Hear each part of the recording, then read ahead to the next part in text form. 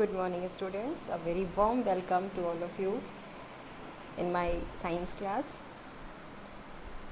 Students, in the previous day we have completed up to the adaptations in penguins.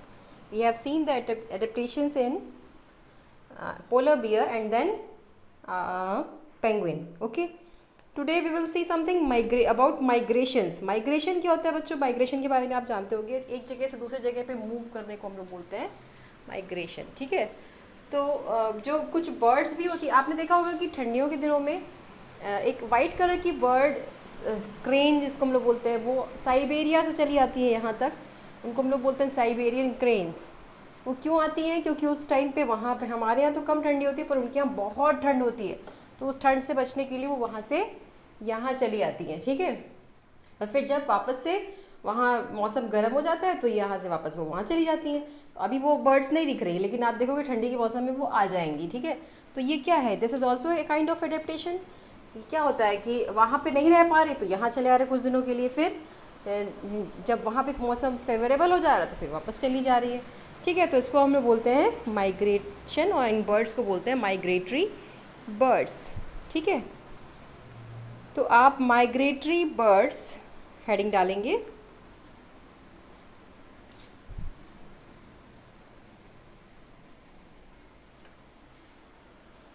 ठीक है.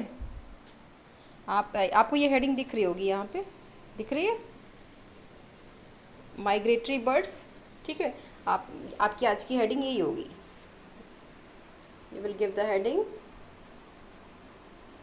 Migratory birds. ठीक है. इनमें क्या एडेप्टेशन है, इसको 3rd नंबर डाल के लिख लीजिएगा. पेंगुइन और पोलर बियर और पेंगुइन के बाद इसमें क्या है, आप कहाँ से लिखेंगे? यहाँ से लिखेंगे. Birds must remain warm to survive. Birds को गर्म रहना ज़रूरी होता है. They migrate to warmer regions when winter sets in. They come back after winter is over. ठीक है. अब इसका एग्जाम्पल लिख लेंगे साइबेरियन क्रेन. ठीक है. साइबेरियन क्रेन आप एग्जाम्पल डाल करके लिख लेंगे. ठीक है. ये क्रेन आपने ज़रूर देखी होगी. ये अगर हम लोग इलाहाबाद की तरफ जाएँ, संगम की तरफ, या गंगा घाट बनारस के, जो वहाँ भी ये क्रेन्स आती हैं और यहाँ भी दिखती हैं हमेशा. ठीक है. तो आप Siberian cranes migratory bird heading डाल करके ये डेफिनेशन लिखेंगे और एग्जाम्पल में साइबेरियन क्रेन्स लिख लेंगे. ठीक है. तो ये पोर्शन हमारा कंप्लीट हुआ. Let us move to the further extreme region, that is tropical rain forest. अभी हमने पोलर रीजन और उसके एनिमल्स के बारे में पढ़ लिया. अब हम लोग एक दूसरे रीजन के बारे में पढ़ेंगे जिसको बोलते हैं ट्रॉपिकल रेन फॉरेस्ट. ठीक है. अभी हम लोग क्लाइमेटिक कंडीशंस पढ़ रहे हैं ना, और क्लाइमेटिक कंडीशंस और वहाँ कैसे एडेप्टेशन वहाँ के एनिमल्स करते हैं. तो आज हम लोग जो दूसरा क्लाइमेटिक कंडीशन पढ़ेंगे, that is what? That is tropical rain forest. Tropical rain forest क्या है बच्चों? ये वो जगह है जहाँ बहुत बारिश होती है. इतनी बारिश होती है कि बारिश ही बारिश से परेशान हो जाते हैं सब. ठीक है. तो बारिश ज़्यादा होगी तो पेड़ पौधे बहुत ज़्यादा होंगे, बहुत वैरायटी ऑफ ऑर्गेनिजम्स भी होंगे, मतलब फ्लोरा और फौना, यानी मतलब प्लांट्स और एनिमल्स दोनों ही होंगे ढेर सारे, है ना. तो ऐसी जगह पे बायोडाइवर्सिटी बड़ी रिच पाई जाती है. बायोडाइवर्सिटी मतलब किसी एक स्पेसिफिक एरिया में पाए जाने वाले सारे एनिमल्स और प्लांट्स को सबको मिला के हम लोग बोलते हैं बायोडाइवर्सिटी. ठीक है. तो ऐसे जगहों पे बहुत सारे प्लांट्स मिलते हैं, बहुत सारे एनिमल्स मिलते हैं, क्योंकि इनके लिए जो वेदर कंडीशंस हैं वो फेवरेबल हैं. ठीक है. तो अब हम लोग इस रीजन के बारे में देखेंगे कि ट्रॉपिकल रेन फॉरेस्ट क्या होते हैं. ठीक है. तो यहाँ मौसम तो गर्म होता है लेकिन बारिश बहुत ज़्यादा होती है, जिसकी वजह से ह्यूमिडिटी बहुत ज़्यादा होती है. ठीक है. ह्यूमिडिटी ज़्यादा होने का मतलब वेदर कंडीशंस ऐसी होती हैं कि ये उमस बहुत ज़्यादा होती है. ठीक है. चलिए, तो अभी हम लोग लिखेंगे ट्रॉपिकल रेन फॉरेस्ट की क्या क्या फीचर्स हैं. ठीक है. आपको इसमें क्या क्या लिखना है, लेट अस सी. आपको पहले तो हेडिंग डालनी है, द ट्रॉपिकल रेन फॉरेस्ट. ठीक है. अब आप लिखेंगे the tropical region has generally a hot climate because of its location around the equator. क्यों? क्योंकि ट्रॉपिकल रीजन कहाँ होता है? इक्वेटर के पास. आपने पढ़ा है ना, अर्थ में जो बीच का जो हमारा लैटिट्यूड होता है उसको हम लोग इक्वेटर बोलते हैं ना, जो सबसे बीच वाला 0 degree latitude, that is called equator. ठीक है, तो इक्वेटर पे जो है, इक्वेटर के आसपास ये रीजन होता है, इसलिए इसको ट्रॉपिकल रीजन बोलते हैं। ठीक है, इसमें क्या होता है कि गर्म, सबसे जो ठंडा महीना होता है उसमें भी 15 डिग्री सेंटीग्रेड से ज़्यादा नीचे टेम्परेचर नहीं जाता, और समर्स तो बहुत ही हॉट होते हैं, 40-45 डिग्री तक टेम्परेचर होता है। ठीक है, अब इसके बाद इतना लिखने के बाद आप क्या लिखेंगे, जस्ट मूव फर्दर। यहाँ पे क्या होता है कि डे और नाइट ये दोनों इक्वल लेंथ के होते हैं, मतलब दिन और रात बराबर होते हैं। ठीक है, और इस यहाँ पे प्लेंटी ऑफ रेनफॉल होता है। Plenty of rainfall means, sorry where it is gone, हाँ कहाँ थे हम, हाँ there is plenty of rainfall. ठीक है, मतलब बहुत ज़्यादा पानी बरसता है यहाँ। ठीक है, और यहाँ का जो सबसे इम्पोर्टेंट फीचर है, there is tropical rain forest. यहाँ पे जो फॉरेस्ट पाया था उसको हम लोग बोलते हैं ट्रॉपिकल रेन फॉरेस्ट। ठीक है, ट्रॉपिकल रीजन है, तो ट्रॉपिकल रीजन में पाया जाने वाला फॉरेस्ट क्या है, ट्रॉपिकल रेन फॉरेस्ट। इतनी बात है, जितना मैंने अभी अंडरलाइन किया आप लिखेंगे। ठीक है, ये पोर्शन प्लस ये पोर्शन। ठीक है, अब इसके एग्जाम्पल्स, इंडिया में कहाँ कहाँ ट्रॉपिकल रेन फॉरेस्ट हैं। आप जहाँ, जब इंडिया में बारिश की बात आती है तो मैं नॉर्थ ईस्ट याद आता है ना, आसाम, मेघालय। ठीक है, तो western Ghats, Assam and south east Asia.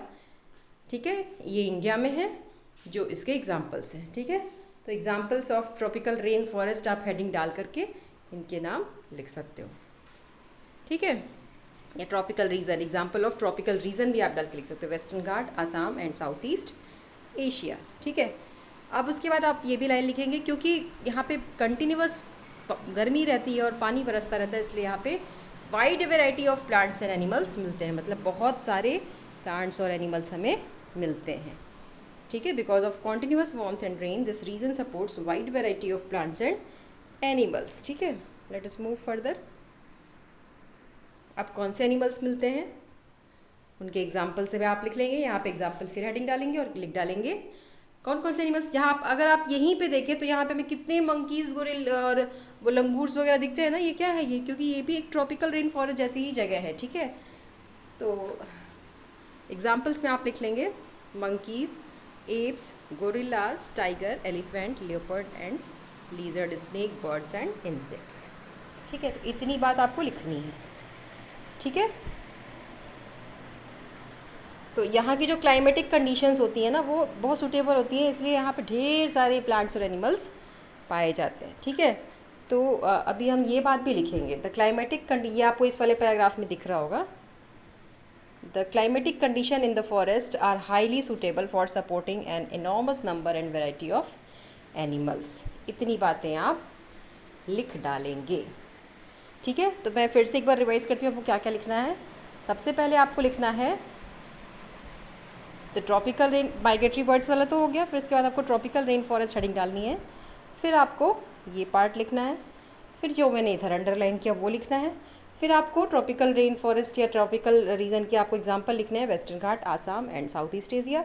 फिर आपको पैरा चेंज करके ये पार्ट लिखना है, फिर उसके एग्जांपल्स लिखने हैं, फिर आपको पैरा चेंज करके अगेन ये पार्ट लिखना है।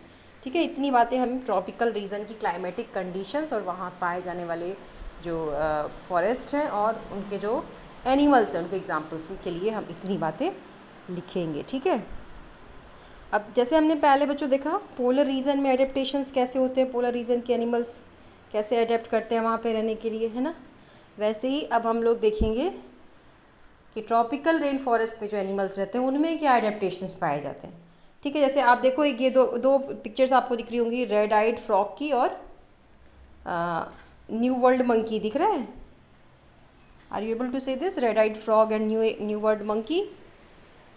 ये क्यों यहाँ रह रहे थे, आप देखो ये पत्तियों पे बिल्कुल छुप गया है ये फ्रॉग। तो ये पत्तियों में छुप जाना या इस प्लांट का, इस पेड़ में इस मंकी का छुप जाना, इसकी टहनियों में आसानी से दौड़ लेना, ये सब क्या है, इसके फीचर्स ही हैं जो इसको इनेबल करते हैं ट्रॉपिकल रेन फॉरेस्ट में रहने के लिए। ठीक है, तो इन्हीं एडेप्टेशंस के बारे में हमें पढ़ना है जो हम लोग अगली क्लास में पढ़ेंगे। तो अब हमारा ये चैप्टर कंप्लीट भी हो जाएगा, क्योंकि this will be the last topic of this chapter. ठीक है, आज हम लोग यहीं पे कंप्लीट ख़त्म करते हैं। उसके बाद कल हम लोग एडेप्टेशंस या फीचर्स पढ़ेंगे ट्रॉपिकल रेन फॉरेस्ट एनिमल्स में, जो उन्हें वहाँ रहने के लिए इनेबल करते हैं। ठीक है, स्पेशली रेड आइड फ्रॉग और न्यू वर्ल्ड मंकी वगैरह के ही बारे में पढ़ेंगे।